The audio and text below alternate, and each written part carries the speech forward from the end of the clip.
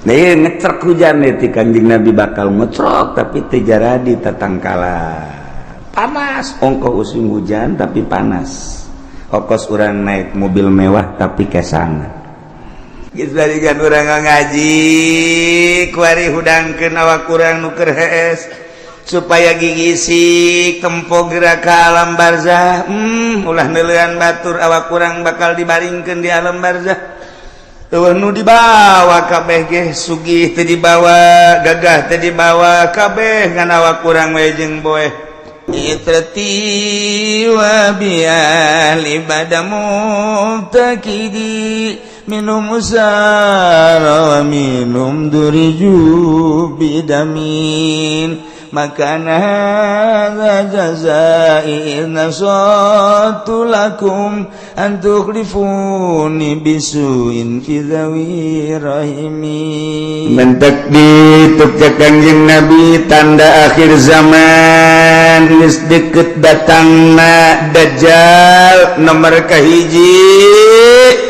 masa cepet as-sanah kasyahri wa syahru kasab wasamakal yaum kasah asah kal dakik dak atuh dakik maka itu nah satahun ko sabulan sabulan ko saminggu saminggu ko sapoe sapoe ko sajam sajam masa kumaha okos meuleum daun korma anu garing prat beres perasaan urang di akhir zaman engke Kangjeng Nabi perasaan manusia di akhir zaman geus deukeut datang Imam Mahdi neta teh cepet jasa kuari geus hampir kabehan nyaritakeun cepet kahiji disusul kedua yang mukjizat Kangjeng datang ka kos kitu teh nyaritakeun masikeun ribuan tahun ku Kangjeng Nabi geus dicaritakeun di akhir zaman sabada terasa cepet ku kabehan zaman bakalna cuaca genjlong teh artina nu ngaran usim hujan nu ngaran usim panas usim hujan dieusi ku panas usim panas dieusi ku usum hujan sehingga sulit bagi petani untuk menerka musim hujan iraha sebab teu jelas hujan teu diperkirakeun bulan eta hujan bae jadi perkirakan bulan eta bakal terhujan hujan diperkirakan bakal hujan henteu jadi genjlog waktu eta geus tereh deukeut Imam Mahdi datang nu paling deukeut engke setahun hujan teu eureun-eureun hujan beta mengacrek bae hujan ke eureun sajam 2 jam mendung deui hujan keureun sajam 2 jam 5 jam aya genep jam eureun teh hujan ke hujan deui ngacrek bae hujan ke aya 12 jam teh hujan berarti sapoe tapi mendung ke beuting na hujan atau peuting teu beurang hujan setahun kitu bae cuman eta hujan teh layung bitun nabat henteu ngajadikeun tatangkalan ongko hujan tapi gararing teu jaradi pepelakan nu melak naon bae ge biasana mun kahujanan nyembrung ieu mah malak garing teu jaradi. Nah lamun geus eta terjadi eta geus detik-detik terakhir bakal datang Imam Mahdi kuari mah kakarak datang ge ka hiji perasaan cepet zaman nomor kedua waktu geus ada ngagenjlog kuari musim hujan musim panas mata Kangjeng Nabi masyaallah ieu mukjizat Kangjeng Nabi kula wasok mutalaahan ieu mukjizat pohara geus karasa kuari tinggal ngecerk hujan engke aya suara di berbagai pelosok di kaler aya suara seperti suara ki trompet atawa suara ti kidul atawa ti kulon suara ti wetan atawa ti jero taneuh aya suara gesekan-gesekan atau suara ti luhur ieu ge sarua geus tereh datang. Nah ieu ngecrek hujan ti Kanjeng Nabi bakal ngecrok tapi teu jaradi tatangkala. Panas, ongkoh musim hujan tapi panas. Ongkos urang naik mobil mewah tapi kesangan. Slobapan gua. Naik mobil lo mau Fortuner, AC-na gede. Tapi di jero mobil kesangan. Sebabnya di udag-udag hutang. Mobil lagi ngeri ditan hutang. Kawin mah ya tilu aya opatna ngan dibobodo kabeh ge ku duitna ngahutang di bank. Nah ieu ke di akhir zaman baru dah jin ke baroga hutang kabeh. Masya Allah. Peneleuan hadis Kanjeng Nabi akhir zaman geus rada loba di antarana engke jelema lalumpatan menuju neraka. Kanjeng Nabi di akhir zaman mah kabeh jelema lalumpatan menuju neraka. Sahabat caricing bae. Maksudnya salah tante Kanjeng Nabi ngomong nyarita. Kanjeng Nabi balik deui ngomongna di akhir zaman mah jelema lumpat kabeh ka neraka. Percis kos kuya mun dibahasakeun urang mah. Kos kuya ngagejeburkeun diri ka cai. Kuya di luhur aya naon bae gerbek dus kuya maka cai aya naon gerbek dus ta ieu masyarakat manusia di akhir zaman percis kos kuya nyalametkeun diri ka cai ieu ge lalumpatan ka neraka jadi ngagejebur-jeburkeun maneh ka neraka di akhir zaman mah sahabat tetep masih culat cileuk keneh wae masa sih cak hatena neraka kan seuneu menjadi jelema kudu ngagejeburkeun ka seuneu. Ima jelemana meureun teu normal di akhir zaman teh wae mah Kangjeng Nabi salah ye, masih didengekeun bae ku sahabat. Asana meureun aya kekeliruan ieu Kangjeng. Kangjeng Nabi kan weruh sadurungna. Sahabat teh masih kene culak cileuk. Banget teu percaya cak Kangjeng Nabi di akhir zaman ke jelema lalumpatan menuju neraka. Percis kos kuya nyalamatkeun diri ngagejeburkeun ka cai. Engke jelema masing-masing kabeh berduyun-duyun. Malah mah mun aya anu rada lambat kunyana disingkirkeun lambat amat sia ka neraka. Disingkirkeun kunyana aing geula.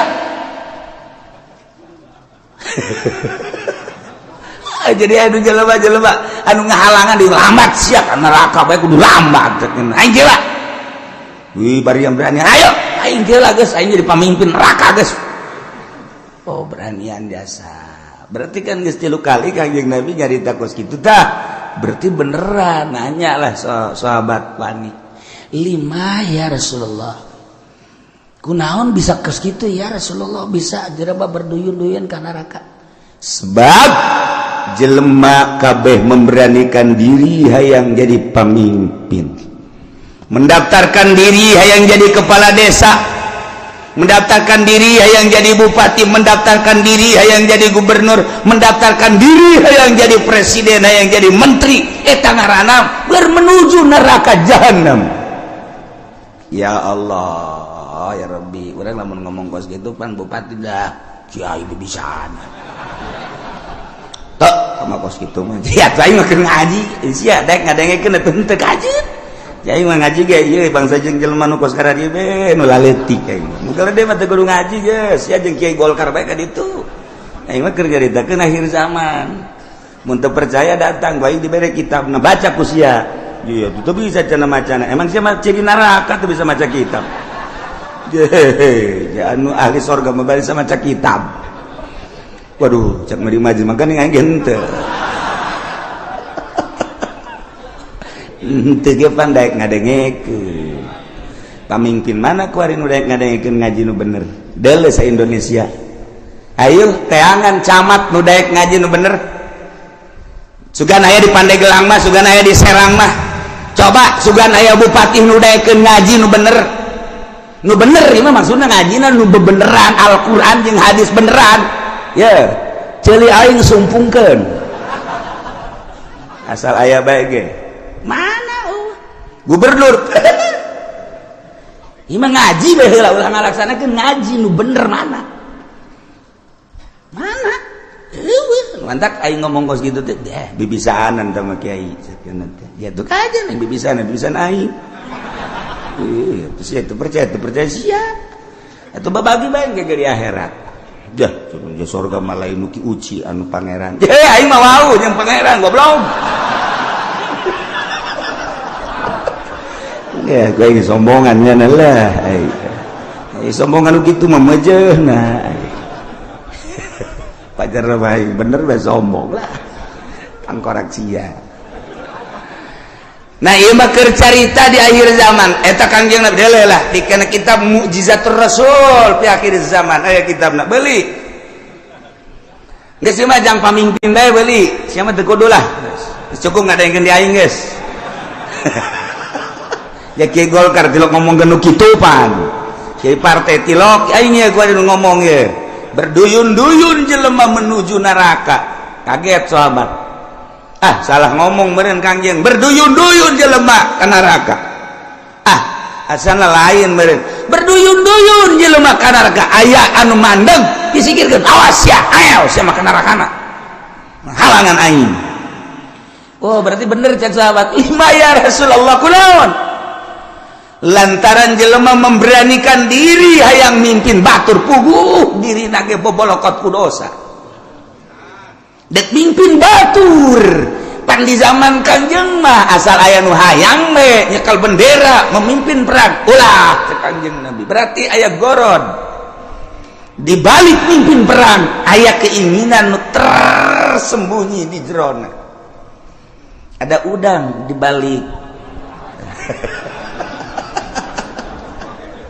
aduh hebat ongkos nulungan rangda eta teh ada udang di balik rangda eta Kanjeng Nabi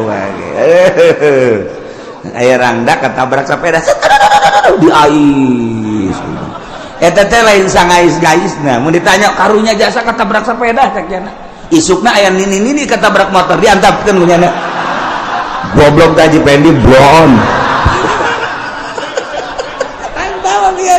korek ada udang di balik eta aduh masya Allah nah iya ge jekel bendera ketika hayang teh cek Kanjeng Nabi aya gorod ketika embung karak ya masya Allah mulus berarti. Nah jelema di akhir zaman teh anu memberanikan diri hayang jadi pemimpin berarti nyana keur lumpat menuju neraka jahanam. Jelema anu dagang di akhir zaman mah berarti jelema anu siap ka neraka anu dagang ge. Sahabat kaget je pan ka dagang-dagang atuh. Kaget sahabat ge pan ka dagang-dagang kunaon? Sebab di akhir zaman mah eueuh anu teu riba. Dipikir aja berarti menuju neraka kabeh eta geus deukeut tamatah geus kos kitu mah geus deukeut biasa. Nah geus cerita akhir zaman tanda-tanda akhir zaman kasatu waladi zina tanda akhir zaman teh mabok tanda akhir zaman teh kitu sarik maling kabehan maling geus puguh masyarakat maling HP maling sepeda maling motor maling mobil atuh jadi negara ge maraling beda ngaran doang jang masyarakat mah maling jang di luhur mah korupsi beda ngaran urang lembur teh nyahoan korupsi pajar lain maling pajar maling mun urang bebeja ka urang lembur kan ini tuh itu tuh tukang korupsi bagus amat bagus saknya teh tuh nyahoan korupsi nya mah sarua jeung air mineral barang urang dibere ini air mineral embung ini mah air mineral mah kunaon eta kan dicampuran mineral oplok cek jana meureun mineral teh pajar ragi lah kira-kira gitu tah nih air mineral bagus nih embung ini mah ai kudu dicampuran mineral mah je ieu nini udikna gebelah ditu deui udik tamat ti udik teh masih 2 km ka ditu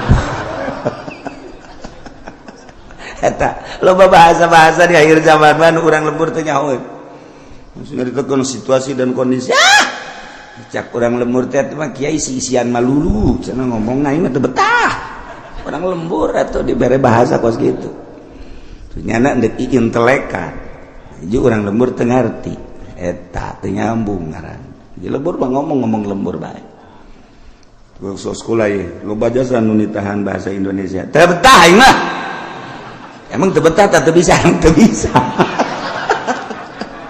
aing teu bisa asal pakai bahasa Indonesia bae kandas okos urang rajet bahasa Jawa kebel-kebel Sunda deui bae nya ge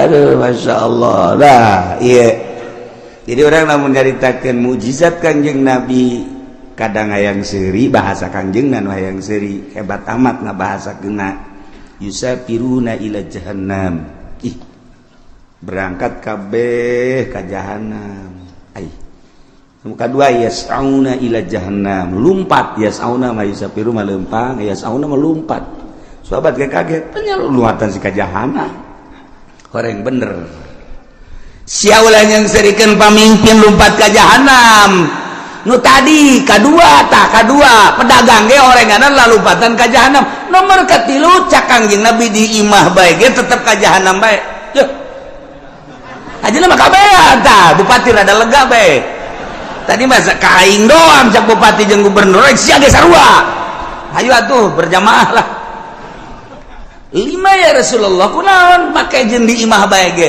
sebab di jero imah ge teu kaluar tina maksiat di jero imahna di jero kamarna nyieun kamar deui di jero kamarna nyieun kamar deui dipoekan tetep maksiat bae Allah Karim sebab apa di jero mainnya geus bisa make jaringan internasional sanajan di jero kamarna di kamaran deui kamarna dipoekan tapi nyana bisa nempo Hollywood di jero kamarna di kamaran deui dipoekan tapi nyana keur aya di Hollywood ya Allah ya Rabbi Masya Allah pindahkan keur aya di California Masya Allah pohara ya Allah jauh teuing lah ke California mah pencet deh Texas woi cek nini eta sih negara mana ulah loba omong nih nini mah nini bae nyahona paling ge bojong bae kendal bae nyahona bangsa nu karari itu bae teketos bae des nyahona kadinya bae pugu di bojong ge sarua jeung di Texas kuari mah eueuh nu teu akur kuari kahirupan di Amerika jeung di Citra aja atuh beda kahirupan di California jeung di BSD teu beda saeutik-eutik acan ja akur sok deuleu naon eueuh kuari di BSD lamun di Amerika urang ningali minuman bebas urang turun di pesawat di Abu Dhabi minuman ti mimiti segede cinggir datang ke segede awak minuman haram aya digeulak di Abu Dhabi cek urang ieu negara Islam nama ieu tapi pan minuman pohara meuli urang roti di dinya plek nu belah ditu belah kulon nyelempet dibuka aya gambaran jerona roti kula ge teu bebejakan nu sajen kula doang eta geus aja mareuli roti meuli roti garing belah ditu belah ieu kan minuman toh wow barulut tempat tadi di Abu Dhabi cek kula teh meuli roti belah ditu tah nah meuli detik sagede korma segala naon dibeli buka aya gambaran sia seri emang ngarti tah naon sih maksudnya aya gambaran tuh pakai celana sia geus ditutupkeun deui ku kula lah dia kan banjang bawaan ka imah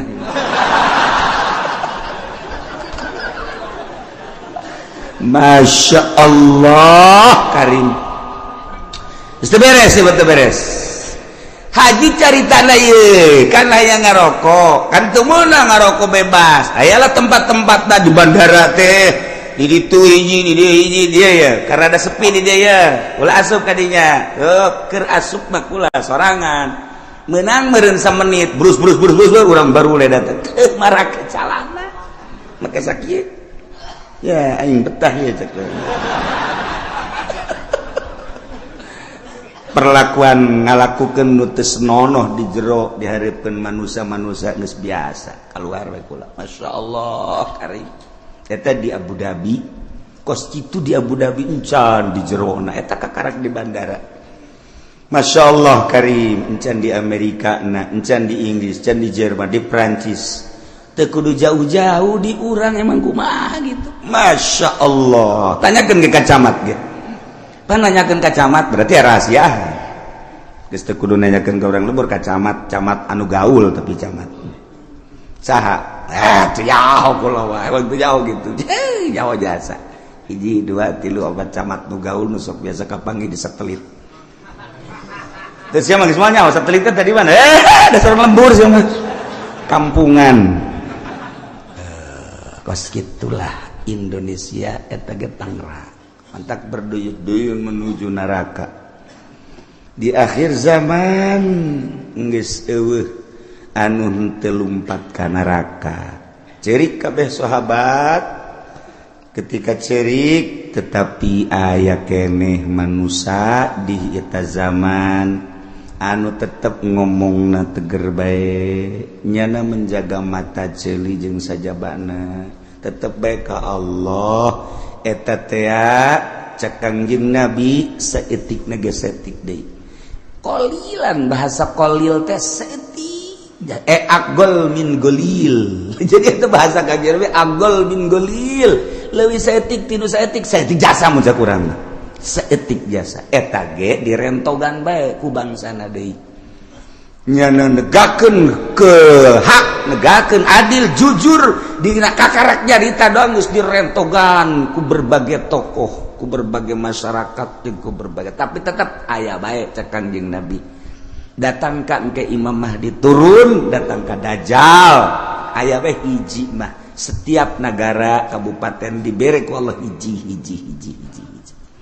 cuman geus hese nyalametkeunana sakadar nyarita ilah Kangjeng Nabi nyaritakeun mukjizat di akhir zaman geus kuarima zaman geus karasa cepet waktu ngageser geus encan doang hujan ngecrep satahu angkep lamun kula nyaritakeun Mekah bakal dilebaran Madinah bakal diberet geus eukeur malah nah, ieu tinggal hujan ngecrep satahun tapi teu jaradi naon teu jaradi jelema berduyun-duyun menuju neraka jahanam teu karasa masya Allah tetep urang mantak ngaji urang hayang salamet mudah-mudahan urang kabehan disalametkeun ku Gusti Allah keluarga urang pemajikan anak incu urang disalametkeun pamimpin urang geja eta mah ku nafsuna ieu ketika nyana ngaragap nurani nama tetepnya lagi ceurik sarua bae hayang salamet mudah-mudahan dibere babalik pikir kemudian nyana bisa ningali ka arah anu salamet amin ya rabbal wa tanakidul imamatu bisa sah jadi pamimpin jadi presiden bil bai'ati ku di bai'at wal asahu nurutkeun cekal asah bai'atu ahlil hilli wal iqdi saha minal ulama'i war ru'asa'i wa wujuhin nas alladzina yatayassaru ijtiba'uhum artina nu milihna teu kudu keseluruhan nagara nama bentukna khalifah tapi praktek memilih nama bai'at kulantaran bai'at teh aya bai'atu ahlil hilli wal iqdi berarti aya pemilihan demokrasi sebab ketika harita nu hendak dipilih diangsongkeun tilu tokoh lain bae Sidina Abu Bakar Siddiq aya tilu cuman nu dipilih Abu Bakar Siddiq berarti kan hampir mirip secara demokrasi pemilihan nama dipilih biasa nah ieu keur carita memilihna wal asaw bai'atu ahlil hilli wal iqdi henteu kudu keseluruhan masyarakat nu buta dituntun, nu torek dituntun, nu nini dituntun, teu kudu. Jadi dipilih per desa sabaraha nu boga wawasan untuk maju. Lamun sakecamatan sabaraha desa, pilih per desa teh. Mun sadesa aya 18.000 manusia. Kemudian diperkecil deui ku ari mah. Di kitu naon ngaranna? Dipekarkeun jadi 8.000 atau 7.000 per desa. Eta nu 7.000 tingali per kelompok-kelompokna sasi nu boga wawasan untuk maju ieu teh. Jang keselamatan bangsa jeung negara. Ahlil hilli wal iqdi. Geus ulama nu milihna ulah diberean duit. Diumrah-umrahkeun supaya manehanana milih tegala dibere motor dibere mobil, aduh eta mah sogok menyogok ngaranna. Lamun aya kiai nu narima sogokan ti pemerintah, sogokan ti jelema-jelema nu endek calon, eta berarti kiai keur lumpat nerleng bae dek menuju neraka jahanam. Teu kudu ese dengan kiai kos gitu.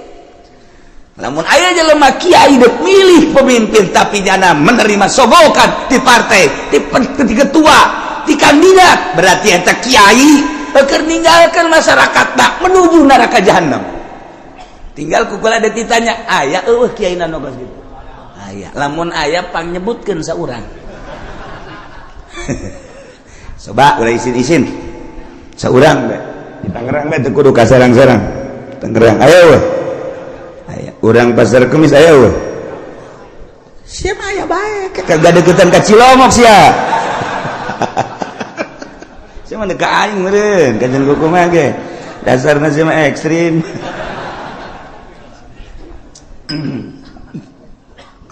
Nah, ulama memilihna boga wawasan.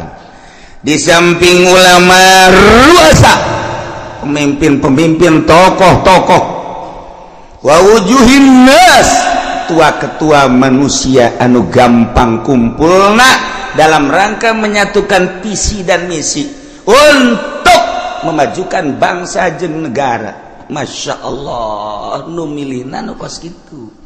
Yes, kuari maka simpulanana bae wa syartuhum sifatus syuhud. Syarat jelema nu endek mengangkat kepemimpinan ulama, tokoh, termasuk kitu kepala-kepala kampung dan lain-lain sebagai berbagai lapisan masyarakat anu dianggap mempunyai wawasan. Syaratna sifatus syuhud, sifat saksi. Nu kira-kira nyana jadi saksi sah. Berarti kasifatan minal adalah wa ghairah. Nu milihna kira-kira santai jadi saksi sah, berarti ngabogaan sifat adalah eta. Jadi henteu sakabehna ieu mah kabeh kita milih. Nu embung dibere duit, anu embung ge dibere mobil, keungeungkeun milih ka ditu dipaksa ngaranna eta kos kitu. Mal beres. Satungtung pemilihan umum model kos kitu nagara ulah diharapkeun kudu beres. Satungtung kiai nu endek ngararapi ngabantuan jangan luruskeun negara nyana ngabutuhkeun kana sogokan keneh ieu moal beres nagara nyana nu sok pidato arrosyu wal naon kana kadituna finar cek nyana ya arrosyu wal murtasy finar nu nyogok nu narima sogokan neraka kudu nyana tas dibere motor mio. Nah, cekal huluna. Hei, sia ngomong goblok. Itu bareres kali kiai. Ongkos jelema di kota, Allahu Akbar. Allahu Akbar. Bayana naon? Allahu Akbar. Pas azan, Allahu Akbar. Hes. Ai tiap tadi Allahu Akbar. Beratas itu. Allahu Akbar. Waya azan hes. Tekan teu beres eta. Geus balikan urang ngaji, kuari hudangkeun awak urang nu keur hees. supaya gigi tempo gerak ke alam barzah. Ulah nelean batur awak kurang bakal dibaringkeun di alam barzah. Nu dibawa kabeh ge sugih teu dibawa, gagah teu dibawa, kabeh ngan awak kurang we jeung boeh. Dibukakeun ieu na ditempelkeun pipi urang kana taneuh. Sakadar urang gagah, sakadar gagah keur hirup paeh mah geuninganan kos kitu. Sugih keur hirup paeh mah geuning kos kitu. Baring bae bentakeun mata hate urang aing teh bakal kos kitu.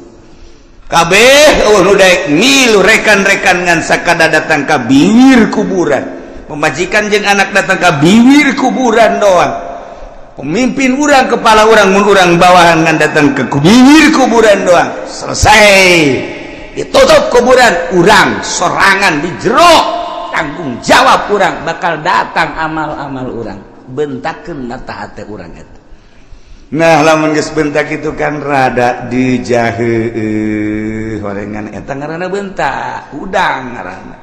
Geus inget kanu bogana ka Allah Subhanahu wa ta'ala. Nah iyalah di negara Islam cara memilih pemimpin di beat. Cara ngabeatna cekawal asob bayatu ahlil hili wal ikdi, ngabeatna ahlil hili wal ikdi yakni minal ulama war ru'asa wa wujuhin nas. Ulama-ulama jeung pemimpin-pemimpin jeung tokoh-tokoh masyarakat anu mudah berkumpulna untuk menyatukan visi dan misi dalam rangka melajukan bangsa jeung negara. Syaratna sifatus syuhud, sifatus syuhud kudu sahnya jadi saksi. Berarti kesifatan ku sifat adalah ulah kabehan memilih jam milih nagenya nama henteu boga wawasan. Henteu boga wawasan jang ngemajukeun umat bangsa jeung negara. Teu boga pikiran kumaha ieu bakalna lamun dipimpin ku seeta negara urang, perpolitikan, perekonomian, perbudayaan, leuwih agama. Lamun urang geus nyaritakeun agama, kan mayoritas di Indonesia mah urang geus korban. Jakarta geus dipimpin lain ku muslim tapi ku kafir.